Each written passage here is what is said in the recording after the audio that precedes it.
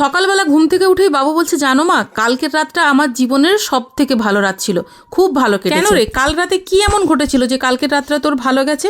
যদিও বা ও এক্সপ্লেন করতে পারলো না, আমি জানি ওর মনের কথা। কাল রাতে আমার ননদ নন্দাই আর ওদের একমাত্র ছেলে আমাদের বাড়িতে এসেছিল, ভাগনা, যে কিনা আমার বাবুর দাদা, সেই কিন্তু আমার বাবুর বেশ পড়াশোনার পাঠ চুকিয়ে দিয়ে দাদার সঙ্গে জোরদার গল্প। ও ভুলেই গেছে যে ওর বুধবার থেকে গল্প করলে কি হবে। এদিকে ঠিক খেয়াল আছে দাদা কি খেতে পছন্দ করে আর কি খেতে পছন্দ করে না। আমাকে এসে 3-4 বার বলা হয়ে গেছে, মা তোমার হাতে চাউমিন দাদা খেতে চেয়েছে, তুমি কি বানিয়ে দেবে? বানিয়ে দেবো, কেন দেবো না। আর এদিকে তার দাদা এসে বলে, মামি তুমি ভাইয়ের পছন্দ মতোই খাবার বানাও, আমার পছন্দ মতো বানাতে হবে না।